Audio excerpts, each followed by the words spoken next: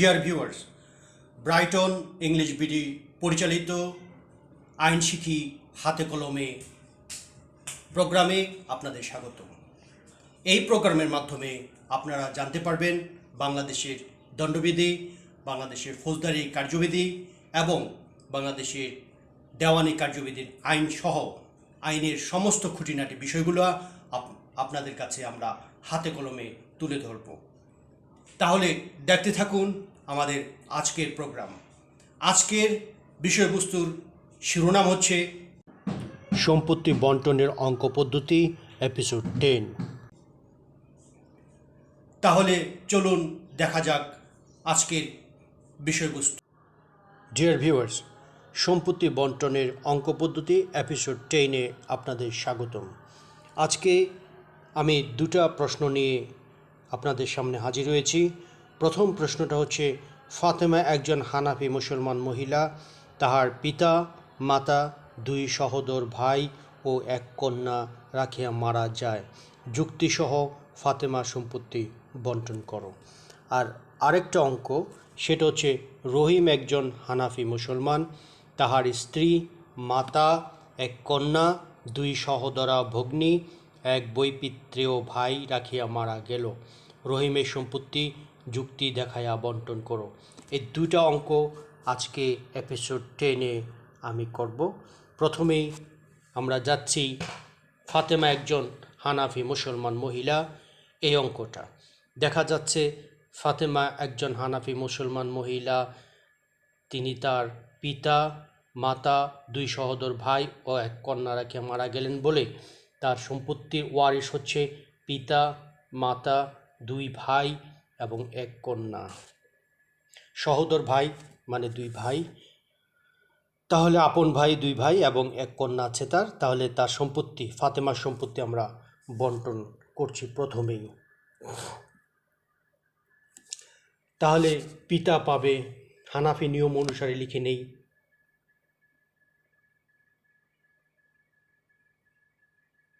হানাফি নিয়ম অনুসারে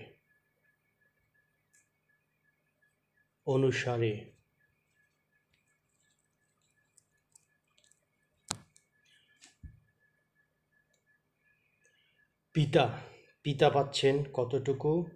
পিতা জানি আমরা 6/1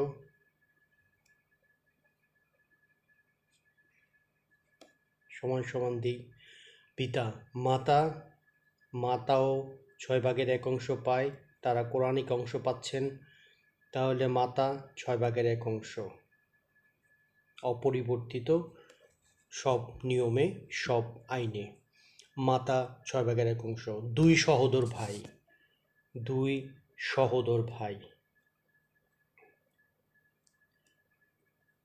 সহোদর ভাই মানে দুই আপন ভাই, তারা পাবে কিনা সেটা নির্ভর করছে পিতা বর্তমান আছে কিনা। যদি পিতা বর্তমান থাকে, জীবিত থাকে, তাহলে সহোদর ভাইরা বঞ্চিত হয়, তাহলে সহোদর ভাই বঞ্চিত। আমি আবার বলছি, যদি পিতা জীবিত থাকে তাহলে ভাইয়েরা কোনো সম্পত্তি পাবে না। এরপরে এক কন্যা সম্পত্তি পাবে 2/1। কেন 2/1? সেটা হচ্ছে, যদি এক কন্যা থাকে, একমাত্র কন্যা থাকে, তাহলে 2/1 পায়। আর যদি একাধিক কন্যা থাকে তাহলে পাবে 3/2। তাহলে যেহেতু একমাত্র কন্যা, সেজন্য সে পাবে 2/1। তাহলে আমরা দেখছি যে পিতা মাতা এবং এক কন্যা অংশ পাচ্ছে হানাফি নিয়ম অনুসারে। তাহলে আমরা এই সম্পত্তিগুলো যোগ করে দেখি কতটুকু হয়। এখানে কোনো অবশিষ্ট ভোগী নাই, সুতরাং তারা এই সম্পত্তি পাচ্ছে। তাহলে আমরা যোগ করছি, 6/1 পিতা যোগ মাতা পাচ্ছে 6/1 যোগ এক কন্যা পাচ্ছে 2/1। আর কোনো অংশীদার নাই, সুতরাং আমরা যোগ করছি। 6 এবং 2-এর লসাগু হচ্ছে 6। 6 দিয়ে 6কে ভাগ করলে ভাগফল 1, 1 দিয়ে 1কে গুণ করলে 1, একইভাবে আবার 1। এখানে 2 দিয়ে 6কে ভাগ করলে 3, ভাগফল 3 দিয়ে 1কে গুণ করলে 3 একে 3। তাহলে সম্পত্তি দাঁড়াচ্ছে 6 ভাগের 3, 4, 5, 6 ভাগের 5 অংশ। এখানে একটু মনে রাখা দরকার যে আমাদের অবশিষ্ট ভোগী নাই, কিন্তু সম্পত্তি কিন্তু অবশিষ্ট রয়ে গেছে। তাহলে আমরা অবশিষ্ট সম্পত্তি কতটুকু আছে সেটা আমরা বের করে দেখি। এই সম্পত্তিটা কাকে আমরা দিব? অবশিষ্ট থাকে। আমাদের কিন্তু মনে রাখবেন এখানে কোনো অবশিষ্ট ভোগী নাই। তাহলে অবশিষ্ট থাকে 1 থেকে আমরা বিয়োগ করি 6 ভাগের 5।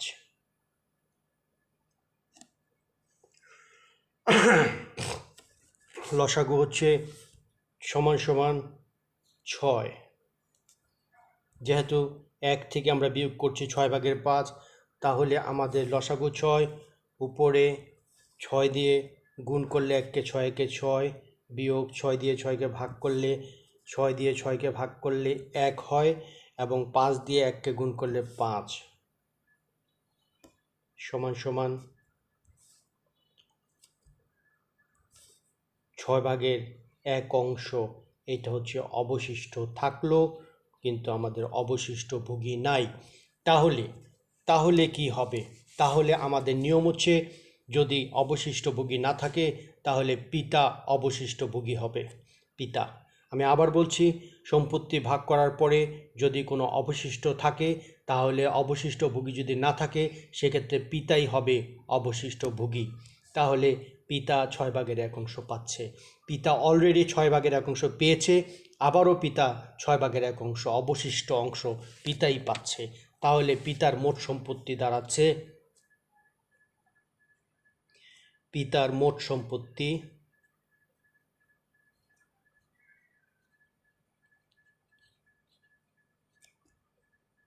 সমান সমান, প্রথম কোরআনিক অংশীদার হিসেবে 6 ভাগের 1 অংশ পেয়েছে, অবশিষ্ট অংশ হিসেবে সে আবারও 6 ভাগের 1 অংশ পেয়েছে। তাহলে লসাগু 6, এখানে উপরে 1 যোগ 1 সমান সমান 6 ভাগের 2 অংশ পিতা পেয়েছে। তাহলে আমরা দেখি মোট সম্পত্তি কতটুকু, এবং সেখানে প্রত্যেকের অংশটা আমরা সমহর বিশিষ্ট করে দেই, যাতে করে সম্পত্তি সমভাবে বন্টন করা যায়। তাহলে আমরা জানি যে পিতার 6 ভাগের 2 অংশ পেল,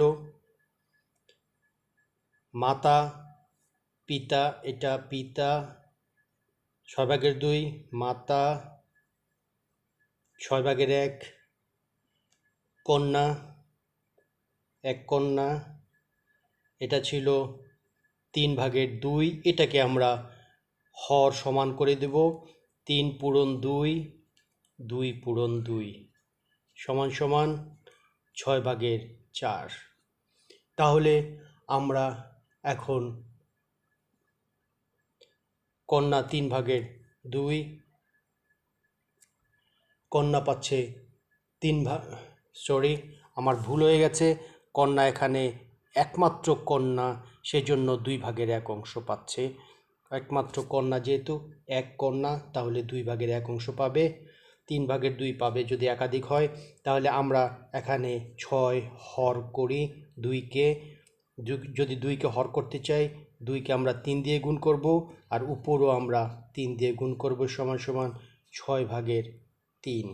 তাহলে আমরা দেখি আমাদের প্রমাণে যাই, প্রমাণ ঠিক আছে কিনা, যোগ করে আমরা 1 পাই কিনা, তাহলে আমাদের বন্টন সঠিক হয়েছে প্রমাণ।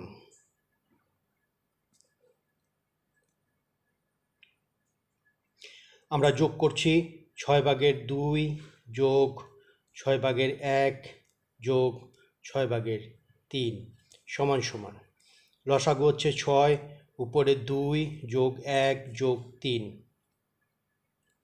সমান সমান 6 ভাগের 2 আর 1 3 আর 3 6, 6 ভাগের 6 সমান সমান 1। তাহলে প্রমাণিত। এটা নিচে লিখবেন, আমার জায়গা নেই বলে আমি লিখতে পারছি না। তাহলে প্রমাণিত হয়ে গেল, তার মানে আমাদের সম্পত্তি সঠিকভাবে বন্টন করতে পেরেছি। সম্পত্তি সঠিকভাবে বন্টন করা হয়েছে, রহিমের সম্পত্তি, সুতরাং এখানে আমাদের প্রমাণিত হয়েছে। তাহলে আমাদের এই অঙ্কটা সঠিকভাবে হয়েছে, বন্টন সঠিকভাবে করতে পেরেছে। আমরা পরের সমস্যায় যাচ্ছি। আরেকটা প্রবলেম নিয়ে আমরা হাজির হচ্ছি, সেটা হচ্ছে, আমি একটু আগে ভুল বলেছি, সেটা রহিমের সম্পত্তি ছিল না, সেটা ছিল ফাতেমার সম্পত্তি। এখন আমরা রহিমের সম্পত্তি বন্টন করছি। রহিমের সম্পত্তি বন্টন করতে হলে এই অঙ্কটা আমরা খেয়াল করছি। রহিম একজন হানাফি মুসলমান, তাহার স্ত্রী, মাতা, একটু মনে রাখবেন কে কে অংশীদার, স্ত্রী রেখে গেছেন, মাতা, এক কন্যা, দুই সহোদরা ভগ্নী মানে দুই বোন, আপন বোন, এবং এক বৈপিত্রীয় ভাই রেখে মারা গেলেন রহিম। তাহলে রহিমের সম্পত্তি আমরা বন্টন করছি। রহিমের সম্পত্তি বন্টন করতে হলে স্ত্রীকে দেব, মাতাকে দেব, এক কন্যা, দুই বোন, এক পিতৃয় বৈপিত্রীয় ভাই, তাদের মাঝে সম্পত্তি বন্টন করছি।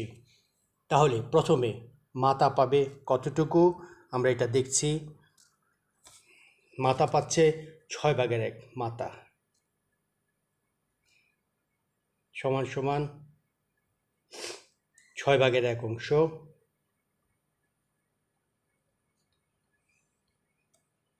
স্ত্রী পাচ্ছে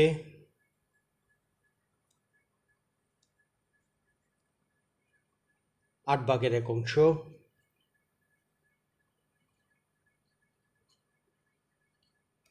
এক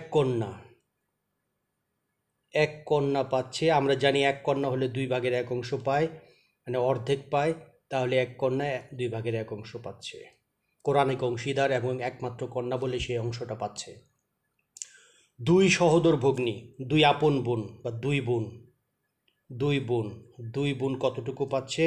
দুই বোন, তারা কন্যা যেহেতু বর্তমান আছে, সুতরাং অবশিষ্ট ভোগী। আমি আবার বলছি, যেহেতু রহিমের কন্যা জীবিত আছে, কন্যা আছে, সেজন্যে দুই বোন, রহিমের দুই বোন, তারা অবশিষ্ট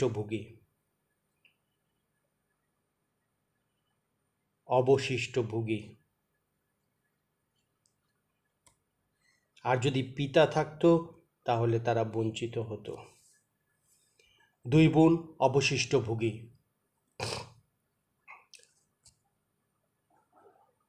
এক বৈপিত্রীয় ভাই কতটুকু পায়?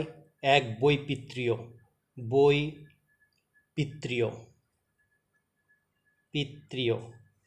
এক বৈপিত্রীয় ভাই, সে যেহেতু সন্তান বর্তমান আছে, রহিমের সন্তান যেহেতু বর্তমান আছে, রহিমের যেহেতু সন্তান আছে, তাহলে বৈপিত্রীয় ভাই বঞ্চিত হবে।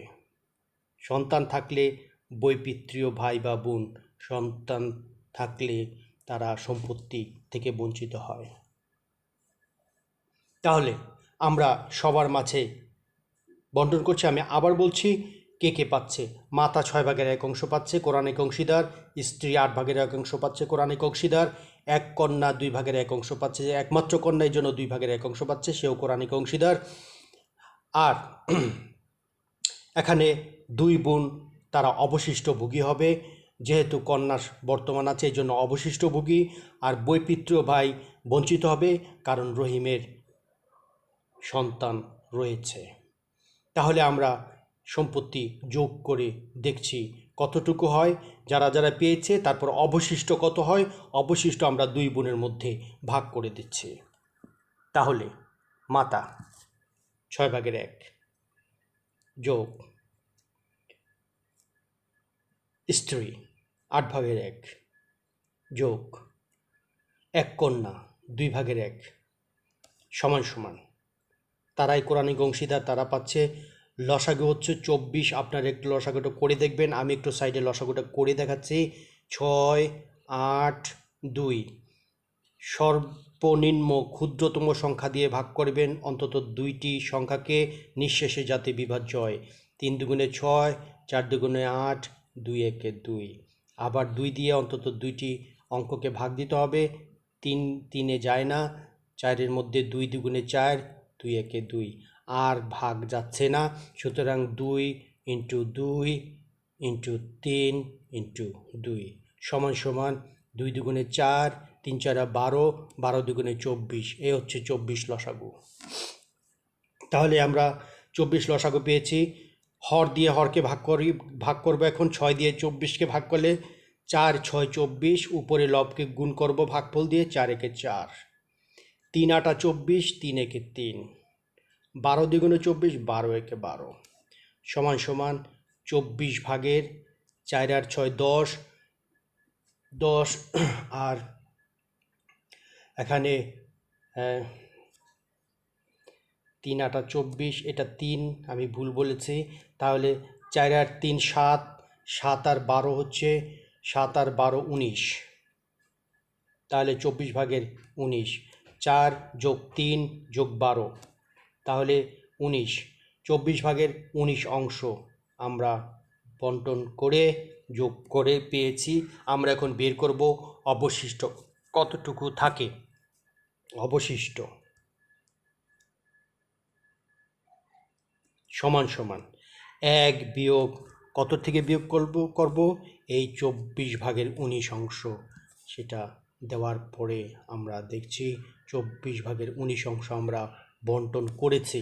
অবশিষ্ট কতটুকু থাকে, 24 লসাগু, 24 একে 24 বিয়োগ 24 একে 24, 19 একে 19, তাহলে 24 থেকে যদি আমরা 19 বিয়োগ করি তাহলে দাঁড়ায় 24 ভাগের 5 হয়। 24 থেকে 19 গেলে 5, 24 ভাগের 5 অংশ, এই অংশটাই হচ্ছে অবশিষ্ট। তাহলে এই 24 ভাগের 5 অংশ কে পাচ্ছে? 24 ভাগের 5 অংশ পাচ্ছে 2 সহোদর বোন। কারণ আমরা আগেই দেখেছি এখানে 2 বোন হচ্ছে অবশিষ্ট ভোগী, সুতরাং অবশিষ্ট সম্পত্তি আছে 24 ভাগের 5, এই 24 ভাগের 5 এই অংশটি পাচ্ছে 2 সহোদর বোন। আর প্রত্যেকের অংশ যদি 2 সহোদর বোনের প্রত্যেকের অংশ দাঁড়াবে 24 ভাগের 5 ভাগ 2, 2 দিয়ে ভাগ করলে প্রত্যেকের অংশটা আমরা পেয়ে যাব। তাহলে আমরা প্রত্যেকের অংশ পূর্ণ বন্টনের মাধ্যমে প্রত্যেকের অংশ আমরা দেখি কে কত সমহর বিশিষ্ট ভগ্নাংশ করছি। সমহর করতে হলে 24 হচ্ছে সর্বোচ্চ হর, এই হরকে আমরা সবগুলা ভগ্নাংশের হর তৈরি করব। মাতা পাচ্ছে, আমরা জানি এখানে মাতা 6 ভাগের 1, এই 6 ভাগের 1কে আমরা 24 হর বিশিষ্ট ভগ্নাংশ তৈরি করব। সেই জন্য 6-এর সাথে আমরা অবশ্যই গুণ করব 4, 4 6 24, লবের সাথেও 4 যোগ করতে হবে, তা না হলে অঙ্কটা ভুল হয়ে যাবে। 4 6 24 আর 4 একে 4 অংশ, এটা হচ্ছে মাতা পাচ্ছে। এখানে একটু বলে রাখা ভালো, 6 ভাগের 1 অংশ আর 24 ভাগের 4 অংশ একই অংশ, কারণ আমরা লব যতটুকু বৃদ্ধি করেছি হর ততটুকু বৃদ্ধি করেছি, সুতরাং সম্পত্তি অবিকৃত রয়েছে, কম হয়নি বা বেশিও হয়নি। মাতা অংশ হচ্ছে 24 ভাগের 4 অংশ, স্ত্রীর অংশ পাচ্ছে, স্ত্রী আমরা জানি স্ত্রী পাচ্ছে 8 ভাগের 1 অংশ কৌণিক অংশ, এটাকে আমরা 24 হর বিশিষ্ট ভগ্নাংশ তৈরি করব। সেজন্য 8-এর সাথে 3 গুণ করব এবং লবের সাথে লব 1-এর সাথে 3 গুণ করব, তাহলে নিচে হচ্ছে হর হচ্ছে 3 8 24, 3 একে 3 লব অংশ। এক কন্যা পাচ্ছে, এক কন্যা আমরা জানি এক কন্যাকে আমরা কতটুকু দিয়েছি, এক কন্যাকে আমরা 2 ভাগের 1 অংশ দিয়েছি। এই 2 ভাগের 1 অংশকে আমরা 24 হর বিশিষ্ট ভগ্নাংশ তৈরি করব। তাহলে 24 হর বিশিষ্ট ভগ্নাংশ তৈরি করতে হলে 2-এর সাথে গুণ করব 12 এবং 1-এর সাথেও 12 যোগ গুণ করতে হবে, তাহলে আমরা পাচ্ছি 24 ভাগের 12। তাহলে আরেকজন থেকে যাচ্ছে, আরেকটা অংশীদার, সেটা হচ্ছে 2 সহোদর বোন, সেটা হচ্ছে কত আমরা আগেই বের করেছি এই 24 ভাগের 5 অংশ। তাহলে এটা অলরেডি 2 সহোদর বোন, এটা আমরা লেখার জায়গা পাচ্ছি না বলে অপর পৃষ্ঠায় যাচ্ছি। 2 সহোদর বোন পাচ্ছে সমান সমান 24 ভাগের 5 অংশ, 5 অংশ। তাহলে প্রত্যেকের অংশ পূর্ণ বন্টনের মাধ্যমে আমি সবার হর সমান করে ভগ্নাংশ তৈরি করে আমি এখন রেখেছি। আপনারা ইচ্ছা করলে এখন যে কোনো সম্পত্তি, যে কোনো পরিমাণ অর্থের পরিমাণ বা যে কোনো পরিমাণ সম্পত্তি আমরা তাদের মাঝে বন্টন করতে পারবো। এখন আমরা প্রমাণে যাই আমাদের সম্পত্তি বন্টন ঠিক আছে কিনা। তাহলে আমরা লিখছি প্রমাণ। প্রমাণের জন্য আমরা প্রত্যেকের সম্পত্তি যোগ করে আমরা পাচ্ছি 6/1 এর কোরআনিক অংশীদার যারা কোরআনিক অংশটাই আমরা যোগ করব। তারপরে 8/1 অংশ, 6/1 হচ্ছে মাতা, স্ত্রী হচ্ছে 8/1 অংশ, এক কন্যা হচ্ছে 2/1 অংশ এবং 2 সহোদর বোন হচ্ছে 24/5 অংশ। সুতরাং লসাগু করলে কত হয়? 6, 8, 2, 24। লসাগু করলে 24 হয়। আপনারা একটু লসাগু করে দেখবেন, লসাগু 24 হবে। 6 দিয়ে 24কে ভাগ করলে 4 ভাগফল, 4-এর সাথে 1 গুণ করলে 4 একে 4। 8 দিয়ে 24কে ভাগ করলে 3 8 24, ভাগফল 3। 3-এর সাথে 1 গুণ করলে 3 একে 3। 2 দিয়ে 24কে ভাগ করলে 12, 12 দিয়ে 1কে গুণ করলে 12 একে 12 এবং 24 দিয়ে 24কে ভাগ করলে 1, 1 দিয়ে 5কে গুণ করলে 5। অপর পৃষ্ঠায় যাচ্ছি আমি। 24 আমাদের যোগ করতে হবে কাকে কাকে, কোন সংখ্যাকে? 4 + 3 + 12 + 5। 4 + 3 + 12 + 5। আপনারা যোগ করে দেখবেন, এটার যোগফল হয় 24 অংশ। তার মানে 24 যদি কাটাকাটি করি তাহলে 1। তাহলে আমরা বলতে পারি প্রমাণিত। তার মানে আমাদের এই সম্পত্তি বন্টনের অঙ্ক সঠিক হয়েছে। আমরা প্রথম ফাতেমার সম্পত্তি বন্টন করেছি, এখন আমরা রহিমের সম্পত্তি বন্টন করলাম। উভয় ক্ষেত্রেই আমাদের সঠিকভাবে বন্টন করা হয়েছে। তাহলে আজকে এপিসোড 10-এ এতটুক পরিমাণই থাকবে। পরবর্তী ভিডিওতে আমরা আরও কিছু প্রশ্ন নিয়ে আপনাদের সামনে হাজির হব। আপনারা সবাই ভালো থাকবেন। যদি ভিডিওটি আপনাদের ভালো লাগে তাহলে আমার চ্যানেলটি অবশ্যই সাবস্ক্রাইব করবেন। ধন্যবাদ সবাইকে।